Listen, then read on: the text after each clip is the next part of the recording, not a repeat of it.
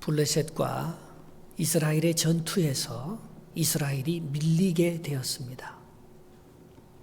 자꾸 전쟁에서 지고 사람들은 죽어만 가는 거예요.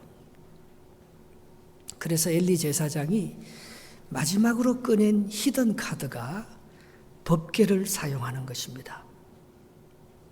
법궤를 전장에 가지고 나가면 이길 수 있을 것이라 믿고 자기의 두 아들 홈니와 비나스를 동원해서 전쟁 현장에 법궤를 가지고 나갔던 것입니다.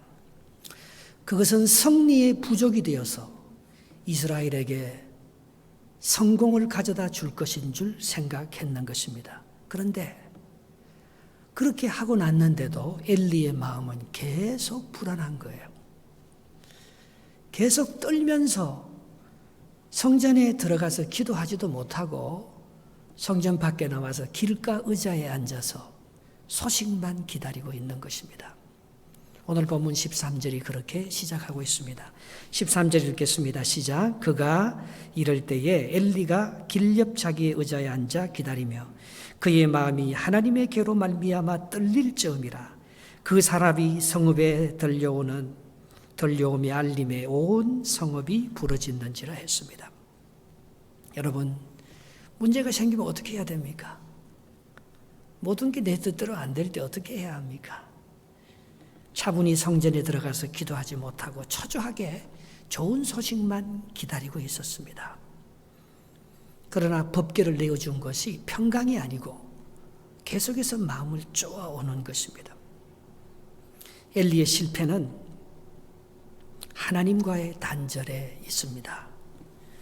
엘리는 먼저 하나님의 뜻을 물어보지도 않고 조급하게 그가 법궤를 사용하면 될 것이라는 그런 신앙을 가지고 있었습니다. 법궤만 남아가면 이길 것이라는 신비적인 신앙에 사로잡혀서 조급히 결단했던 것입니다.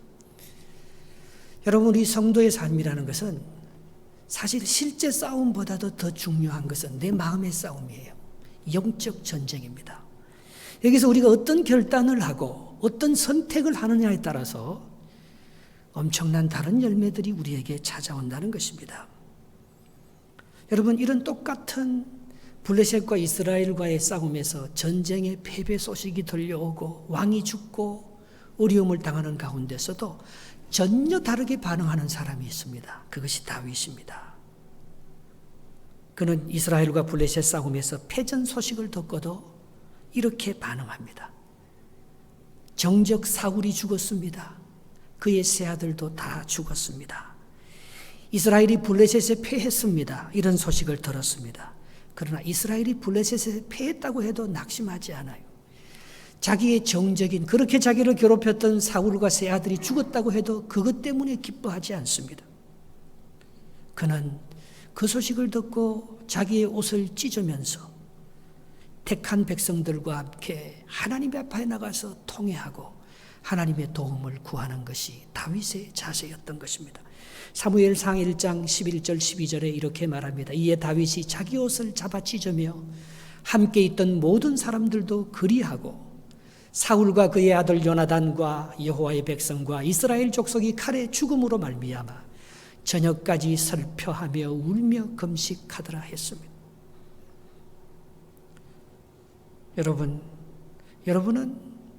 여러분에게 어떤 기쁜 소식을 들 때 무슨 반응을 합니까? 오늘 사울이 죽었다는 이 전령의 소식을 듣고 다윗은 그 사람을 죽입니다. 그게 너에게 정말 기쁜 소식이었냐? 네가 미워하는 사람이 죽는 그 소식을 듣는 게 네가 정말 기뻐할 일이냐? 덜 죽었다고 마지막 사울의 목숨까지 다 베고 와서 그걸 다윗에게 말하면 다윗이 기뻐할 줄 알고, 그러나 다윗은 그 전령을 죽여버렸습니다.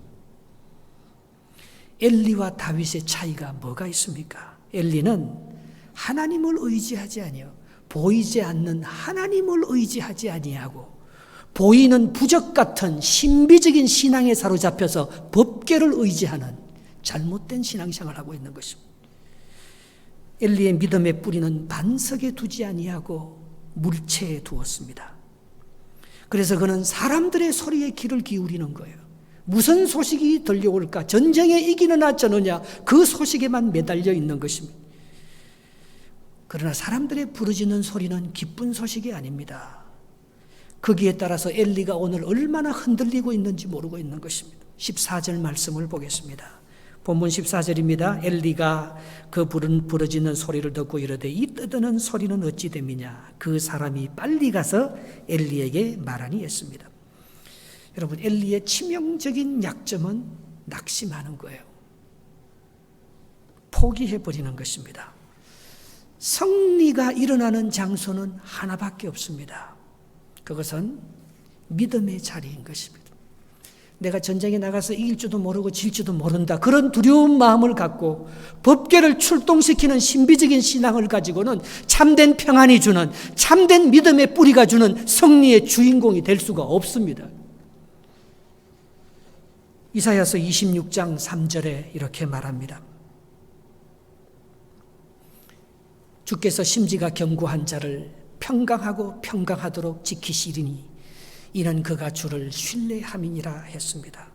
주님이 모신 자리, 평강의 자리, 그 자리는 승리의 자리입니다. 이는 하나님이 법궤에 따라서 움직여주는 분이 아니고 우리 마음의 중심에 계시기 때문에 법궤가 간다고 하나님 거기 가는 게 아니에요. 하나님은 여기 계셔요. 여기에 평강이 임하고 여기에 믿음의 확실한 뿌리가 있으면 전쟁에 이기든지 지든지 그것은 문제가 안 되는 것입니다. 사람이 무슨 소식을 전하는지 그건 문제가 안 되는 것입니다. 내 마음에 평강이 임하고 내 마음에 하나님을 모시면 바로 그 자리에 하나님의 승리의 역사가 우리를 주장하고 계시는 거지요.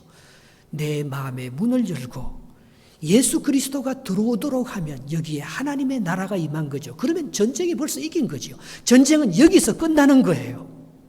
전쟁은 저 바깥에서 여호수아의 군대가 싸워서 이기는 것이 아니고 모세가 기도하는 모세의 마음 안에서 전쟁의 성패는 이미 끝나는 것입니다.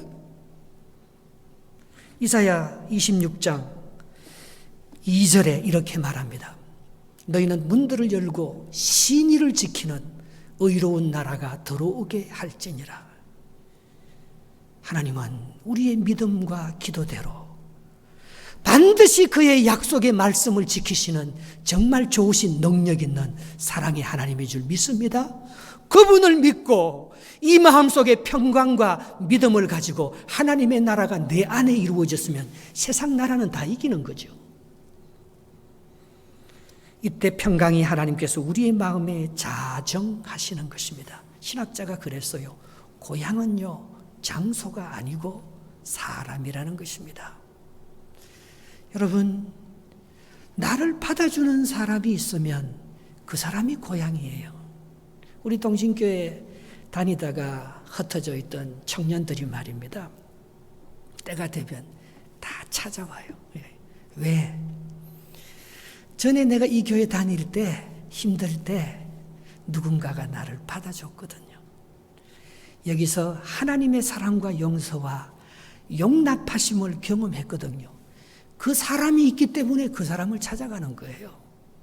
그 사람이 늘 그리운 거예요. 교회는 장소가 아니고 성도입니다. 하나님을 찾는 성도, 그게 교회예요. 교회는 건물이 아니고 장소가 아니에요. 하나님을 움직이려면 법궤를 이동하면 안 돼요. 내 마음을 하나님께 드리면 됩니다. 우리의 대적은 사울도 블레셋도 아닙니다. 우리의 대적은 우리 안에 있는 두려움이에요. 엘리의 결정적인 실패는 뭡니까? 하나님이 자기를 버렸다고 생각하는 거예요. 그게 사사기의 운명신학입니다. 여러분, 아무도 우리를 버리지 않아요. 하나님이 엘리 가정을 책망하는 것은 엘리를 영원히 버리는 게 아닙니다. 그러나 스스로 그렇게 받아들이는 거예요. 두려워하면 벌써 싸움에서 진 것입니다. 요한일서 4장 18절 말씀, 사랑 안에 두려움이 없고 온전한 사랑이 두려움을 내어 쫓나니 두려우면은 형벌이 있습니다. 두려워하는 자는 사랑 안에서 온전히 이루지 못하느니라. 엘리 안에 두려움이 있는 거예요. 하나님이 자기 가정을 버리실 거라는, 나는 제사장의 자격이 없다는, 자격을 따지면 아무도 없지요. 죄를 따지면 다 버림받아야 되죠. 엘리는 하나님을 만나지 못했어요. 제사장의 일만 했지 신실한 하나님의 사랑을 경험하지 못했어요. 엘리의 하나님은 심판하시는 하나님이라고 생각했어요. 그래서 문제를 피해서 하나님으로부터 도망치는 것이 엘리의 신앙이었습니다. 그러나 다윗은 그렇지 않았어요. 사울을 미워하고 사울 때문에 그가 얼마나 고통을 받지만 하나님의 낯을 피해 도망 다니지 않았습니다. 하나님은 의인을 찾으시는 분이 아니에요. 죄인을 찾으시는 것입니다. 마가복음 2장 17절에 예수께서 들으시고 그들에게 이르시되 건강한 자에게는 의사가 쓸데없고 병든 자에게라야 쓸데있나니 나는 의인을 부르러 온 것이 아니고 죄인을 부르러 왔다고 했습니다. 하나님은 99마리의 건강한 그런 양보다도 잃어버린 병들고 그 공동체에 어울릴 수 없는 왕따당한 소외된 한 마리의 양을 찾아서 기뻐하시는 분이 아닙니까? 누가복음 15장 7절에 내가 너희에게 이르노니 이와 같이 죄인 한 사람이 회개하면 하늘에서는 회개할 것이 없는 의인 99으로 말미암아 기뻐하는 것보다 더하리라 했습니다. 엘리는 하나님의 일을 하면서도 정작 하나님의 마음을 몰랐어요. 그는 제사장의 직분을 행했지 그가 행하는 제사의 집내에서는 국률이 없습니다. 용서가 없습니다. 왜? 자기도 용서 못 받았기 때문에, 자기도 하나님이 자를 용서 안 해준다고 생각하기 때문에 그는 아무에게도 용서를 베풀 수도 없고 국률을 베풀 수 있는 사람이 되지 못했던 것입니다. 호세아서 6장 6절에 그렇게 말합니다. 나는 인애를 원하고 제사를 원하지 아니하며 번제보다 하나님을 아는 것을 원한다. 엘리는 번제는 어떻게 드리는 줄 알았어요. 그는 제사 제도가 중요한지는 알았어요. 그러나 그 제사를 통해서 하나님께서 진짜 원하시는 것이 무엇인지 몰랐어요. 하나님이 원하시는 것은 인애예요. 하나님이 원하시는 하나님을 더 알아가는 것. 엘리는 하나님이 어떤 분인 줄 몰랐어요. 하나님이 심판하시고 우리가 잘못했으면 혼내주시고 우리를 두렵게 하시는 그런 멀리 계신 거룩하신 하나님으로만 알았지, 내 안에 들어오셔서 나의 악함에도 불구하고 나를 받아주시고 나를 축복하시고 나를 위로하시는 하나님의 그 놀라우신 인애, 하나님을 더 가까이 하는 그런 하나님과 밀착하는 친밀한 관계의 신앙생활은 엘리가 하지 못했던 거예요. 문제 해결은 법계의 이동이 아닙니다. 하나님과의 관계 회복입니다. 우리가 기다려야 할 소식은 성전보가 아닙니다. 하나님의 음성입니다. 다윗은 그 음성 듣기를 원했어요. 다윗은 하나님께 더 가까이 가기를 원했어요. 엘리는 최소한 영적인 가치를 더 사모하는 질투심마저도 없던 사람이, 하나님께서 엘리 가정의 일, 이스라엘의 일을 자꾸 누구를 불러서 말했어요? 사무엘아, 사무엘아 부르면서 하나님께서 엘리 가정의 미래와 이스라엘의 미래를 사무엘에게 얘기합니다. 그러면 보통 제사장 같으면 얼마나 마음이 안타까워요. 하나님 왜 제게는 말씀해 주지 않아 하셔요? 왜 제게는 하나님의 말씀이 자꾸 희귀하게 들립니까? 하나님 저를 불쌍하게 해주셔요. 하나님 저에게 말씀해 주셔요. 그렇게 사모하는 그 마음조차도 엘리에게는 없었던 것입니다. 하나님은요, 당신이 받을 경배를 우상에게 빼앗기지 않기 위해서 질투하는 질투의 하나님이라고 말씀하고 있습니다. 출애굽기 34장 14절에 보면 너는 다른 신에게 절하지 말라, 여호와는 질투라 이름하는 질투의 하나님이라 했습니다.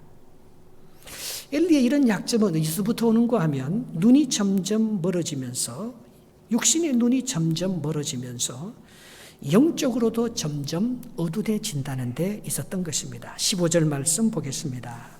그때의 엘리의 나이가 98세라 그의 눈이 어두워서 보지 못하더라 했습니다.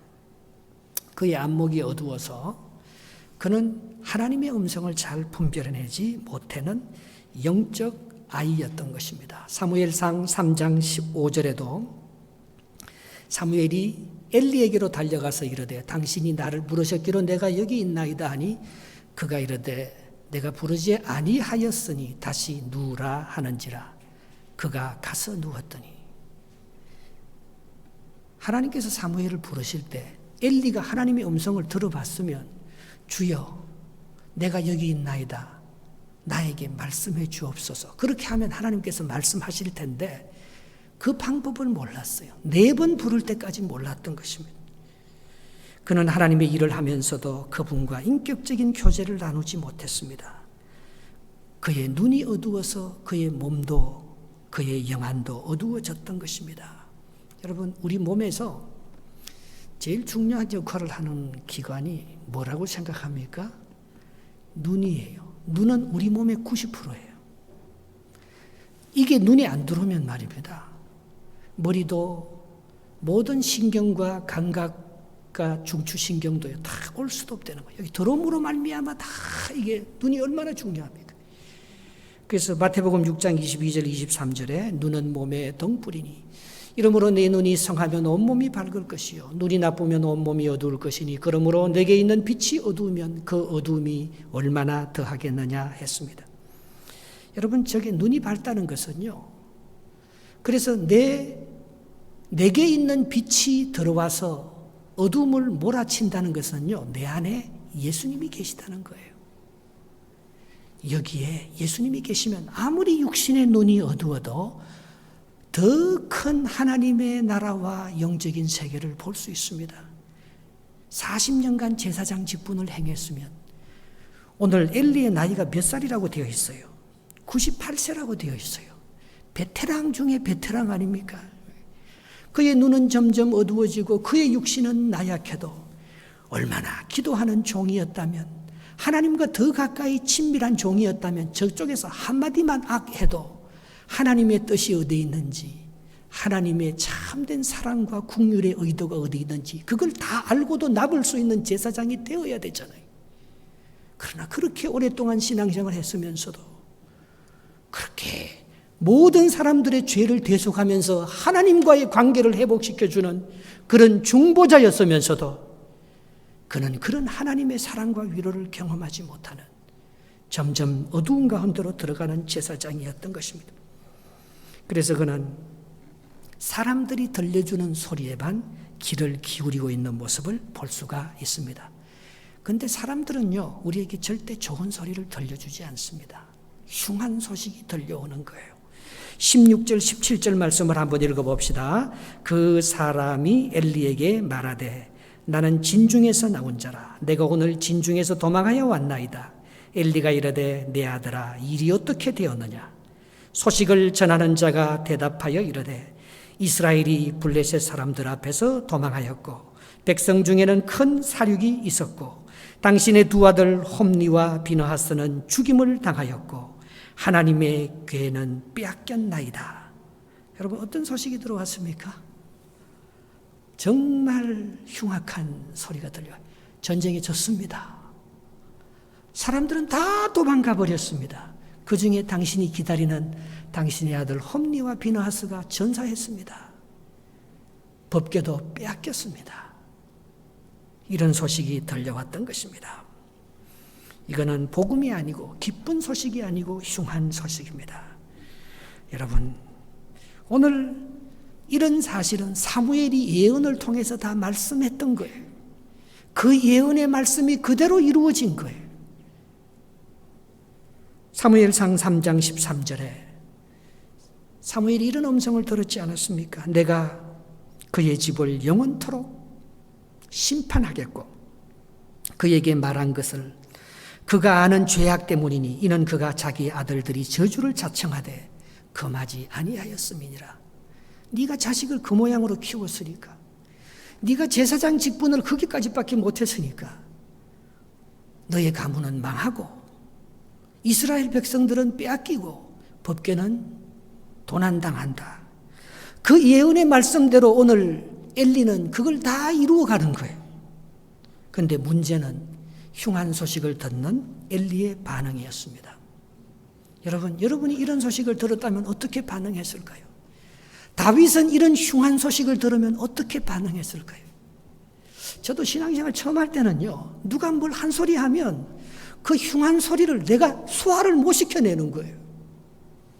오늘 엘리가 말입니다. 이거는 자기가 감당할 수 없는 정말 엄청난 얘기들이잖아요.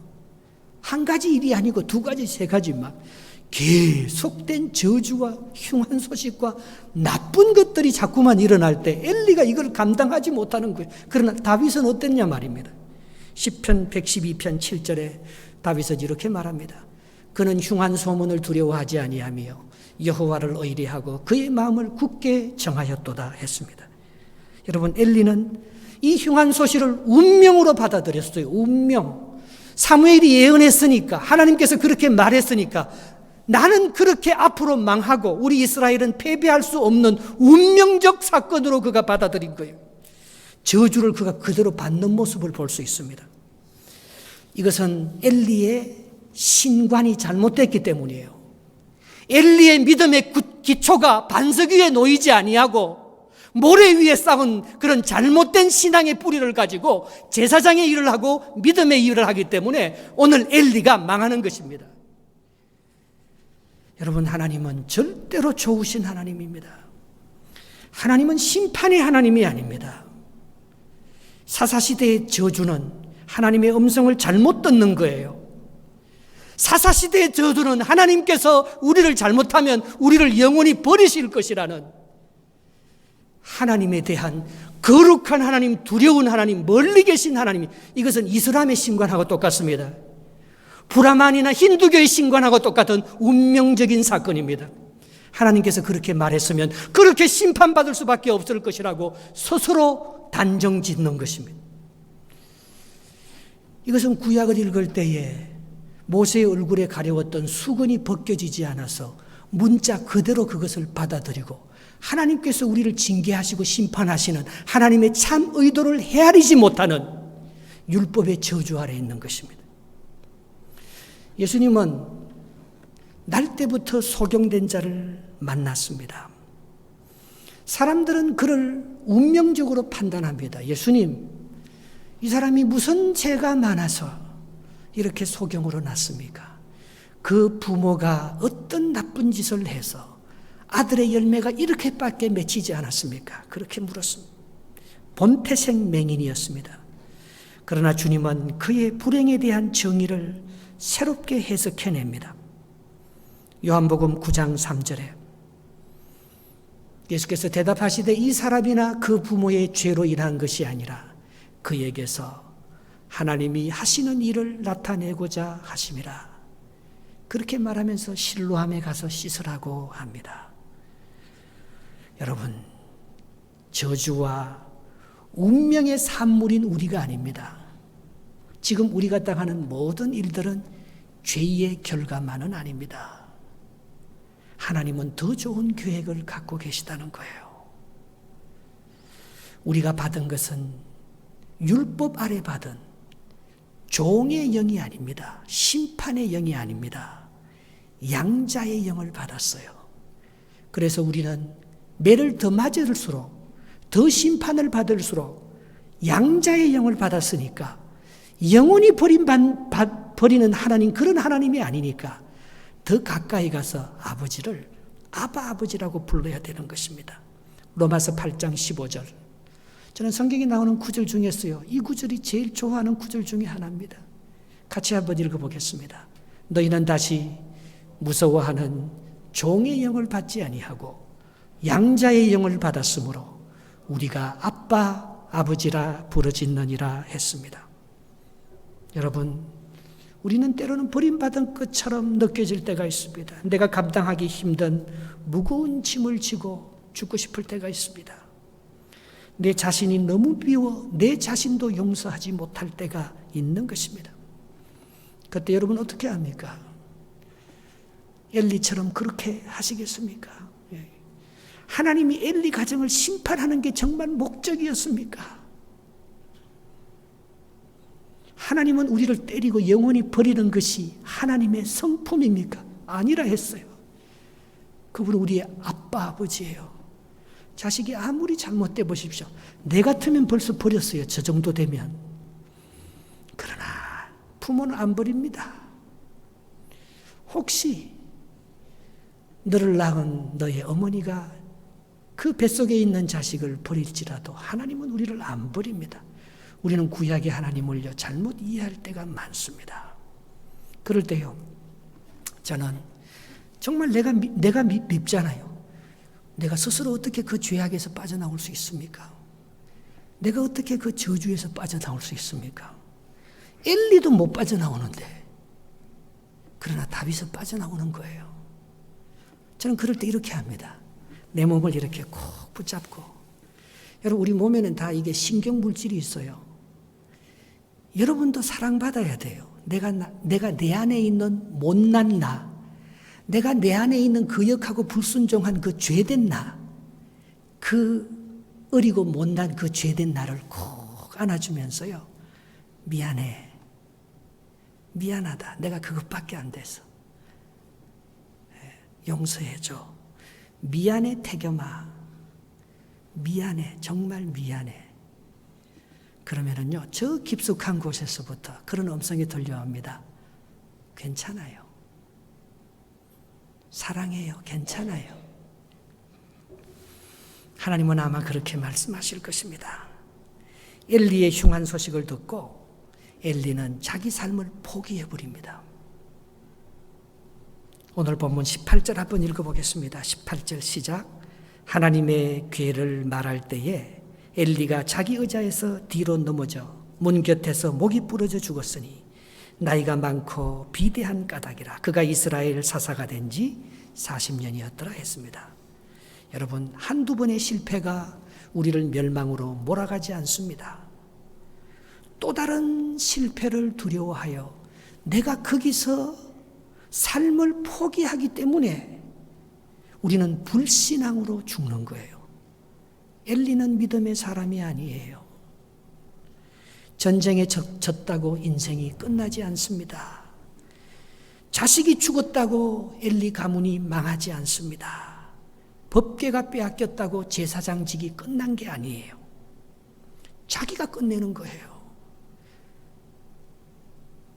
내가 포기하면 모든 것이 끝나는 것입니다. 여러분, 아무리 절망스러워도 절망하면 안 돼요. 아무리 힘들어도 죽으면 안 돼요. 이제 다시 시작입니다. 성경에서 가장 많은 저주와 심판을 얘기한 성경이 에레미야예요. 저는 에레미야서 성경 읽기가 두려워요. 에레미야가 너무 무서워요. 에레미야도 자기도 그렇게 안 하고 싶은데 이스라엘의 죄악이 너무 커서 이 이스라엘이 바벨론에 의해서 심판받아서 포로로 끌려가서 이스라엘이 망할 것을 예언한 선지자가 에레미야예요. 그래서 에레미야는 눈물의 선지자예요. 자기도 그 예언을 안 하고 싶은데 그 예언을 하면서 그렇게 이스라엘 사람들로부터 미움을 받고, 네가 하나님의 선지자 맞아? 네가 어떻게 이스라엘 백성들에게 이런 저주와 심판을 예언할 수 있니? 그렇게 하면서 얼마나 많은 미움을 받았습니까? 그러나 에레미야의 본심을 얘기합니다. 에레미야 29장 11절에 이렇게 말합니다. 여호와의 말씀이니라. 너희를 향한 나의 생각은 내가 아나니 평안이요 재앙이 아니니라. 너희에게 미래와 희망을 주는 것이니라. 바벨론 포로로 끌려갔다고 망하는 게 아니야. 하나님께서 이스라엘을 버리고 심판한다고 이스라엘이 심판받고 영원히 없어지는 게 아니야. 내가 너희에게 말하는 것은 그것은 재앙을 주려고 하는 것이 아니고 너희에게 진짜 평안을 주려고 하는 거야. 내가 너희에게 말하는 것은 과거에 대한 심판을 예언하는 것이 아니고 너희의 미래와 진정한 너희 이스라엘을 향한 희망을 노래하기 위해서 내가 이것을 말하는 거지. 하나님의 사랑을, 하나님의 의도를 알라고 오늘 에레미야가 예언의 중심을 얘기하고 있습니다. 오히려 이스라엘은 바벨론 포로 생활을 통해서 바벨론 포로로 끌려간 것이 이스라엘의 주체가 되었어요. 그들이 새로운 이스라엘을 구성하는 그루터기가 될 수 있었던 것입니다. 매를 맞는다고 도망가지 마시기 바랍니다.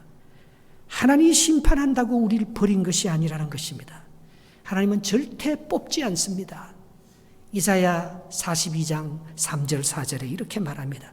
상한 갈대를 꺾지 아니하며 꺼져가는 등불을 끄지 아니하고 진실로 정의를 시행할 것이며 그는 쇠하지 아니하며 낙담하지 아니하고 세상의 정의를 세우기에 이르리니 섬들이 그 교훈을 앙망하리라. 세상이 얼마나 불의합니까? 도대체 이런 세상의 정의와 참된 하나님의 나라가 이룰 수 있겠습니까? 예수님은 포기하지 않아요. 예수님은 낙담하지 않아요. 이렇게 인간의 죄된 것을 통하여서 아무리 하나님이 우리를 사랑한들 이 인간이 정말 이 죄에서 회복할 수 있겠습니까? 예수님은 포기하지 않아요. 자기가 십자가에 못 박혀 죽으면서까지도 하나님의 구원의 계획을 다 이루어 가시는 바로 그분의 사랑이 있기 때문에 우리에겐 희망이 있는 것입니다. 밝은 사람 뒤에는요, 언제나 검은 커튼이 쳐져 있어요. 혹시 그 사람이 밝은 것은요, 사실은 뒤가 더 어둡기 때문에 그런 것입니다. 저도 마찬가지. 의로운 사람도 다 마찬가지입니다. 영화 아바타에서 사람을 처음 만나면 첫인사가 I see you 이렇게 말합니다. 근데 나중에 그 사람하고 친해져서 그 사람을 사랑하게 되어도 똑같이 뭐라고 말합니까? I see you. 나는 당신을 봅니다. 그렇게 말합니다. 사랑에 대한 다른 적당한 그런 표현이 없기 때문에 그럴 것입니다. 제가 베트남에 선교하면서 우리 부모님 집에 가끔 전화를 겁니다. 그러면 항상 어머니가 받아요. 예. 아버지하고는 별로 할 말이 없기 때문에 그런 것입니다. 근데 언젠가부터 제가 아버지를 좀 바꿔달라고 했어요. 그것은 제가 베트남으로 떠나오면서 아버지의 뒷모습을 보았기 때문에 그런 것입니다. 아버지가 한쪽 어깨가 이렇게 배웅을 하고 돌아서는데요. 한쪽 어깨가 쭉 처져서 다리를 절고 당뇨로 인하여 너무 마르시고 허리가 접혀서 걸어가는 모습이 보이는 거예요. 제가 정말 아버지 뒷모습을 보면서 내가 아버지를 용서할 수 있게 되었어요. 아버지가 또 그전에요. 내가 자는데 날 붙잡고 아들아 정말 미안하다. 그 말을 했기 때문에 내가 아버지에게 말할 수 있고 전화를 바꾸어 달라고 그렇게 말할 수 있는 그런 용기가 생긴 것 같아요. 저는 전화에 대고 이렇게 아버지 건강하셔야지요. 아버지 오래 사셔야지 제가 선교하는 베트남에도 한번 올 수 있잖아요. 어제가 하림이 돌이었어요. 그렇게 얘기하면요. 아버지 잘 못 알아들어요. 나이가 들어서 이제 귀가 점점 멀어지는 거예요. 그러면서 큰 소리로, 귀가 먼 사람이 큰 소리로 하잖아요. 이렇게 말하는 거예요. 밥 잘 먹고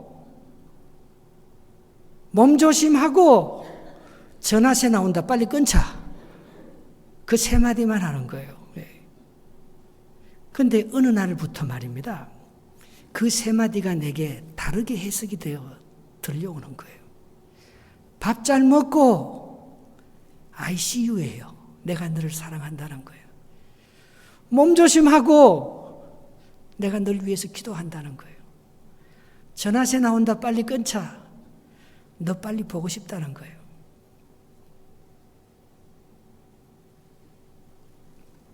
오늘 하나님께서 엘리에게 들려주시는 그 심판과 저주는 심판과 저주가 아닙니다.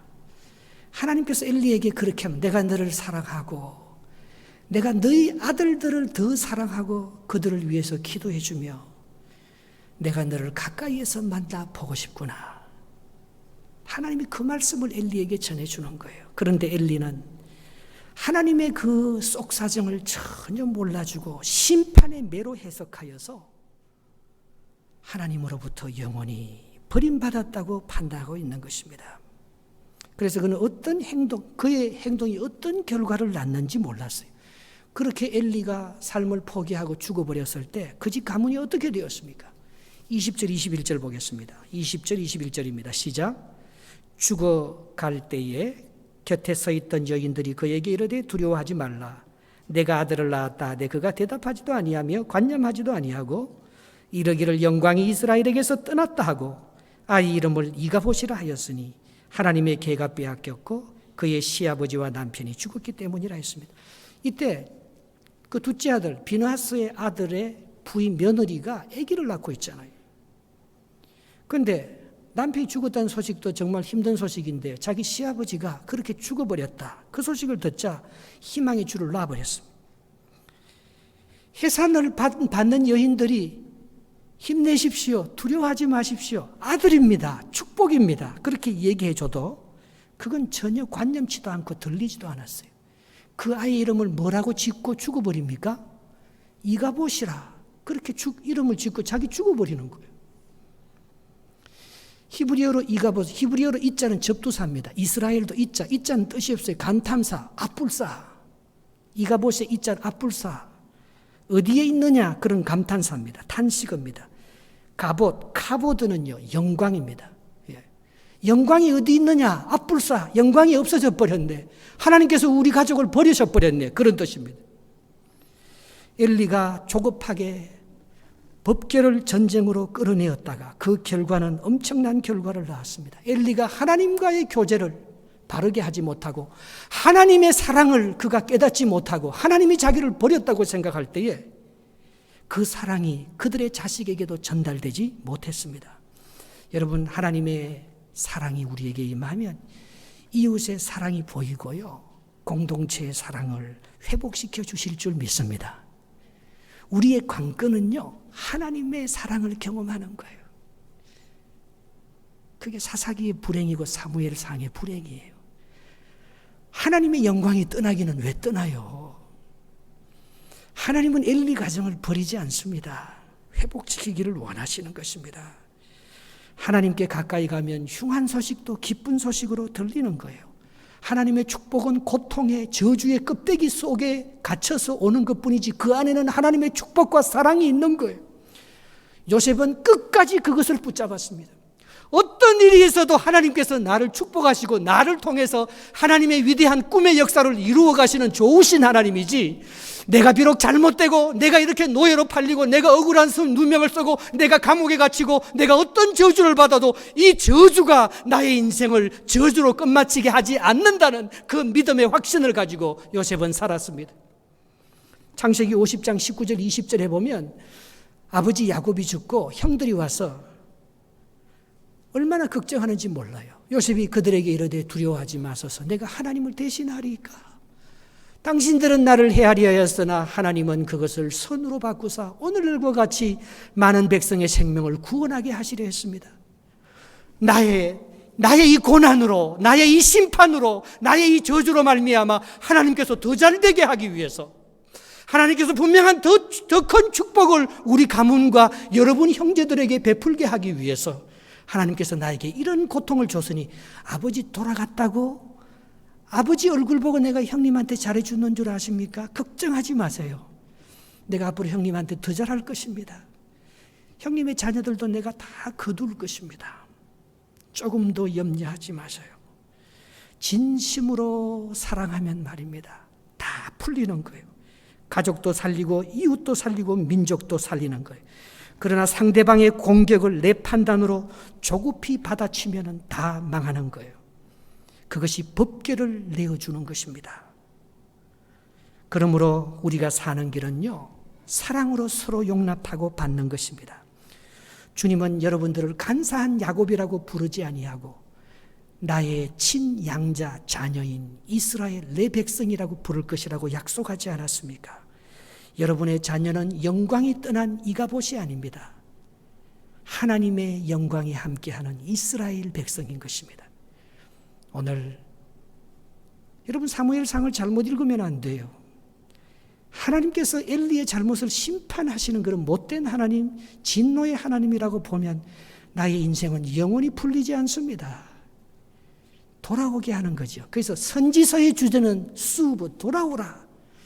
여호와께 돌아오라. 하나님께서 너를 치셨으나 싸매어 주실 것이요 너를 징계하였으나 회복시키고 더 큰 하나님의 구원의 영광을 보여주게 하시기 위함이다.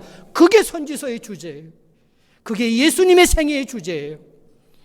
오늘 위대한 하나님의 사랑이 더 커서 우리의 죄보다 하나님의 사랑이 더 큰 줄 믿습니다. 우리가 받을 심판보다도 하나님의 위로와 용서가 더 클 줄 믿습니다. 그 사랑, 그 하나님의 신론을 제대로 가지고 우리에게 있는 모든 저주와 심판을 능히 이겨나가시는 주님의 종이 되시기를 주의 이름으로 축복합니다. 기도하겠습니다.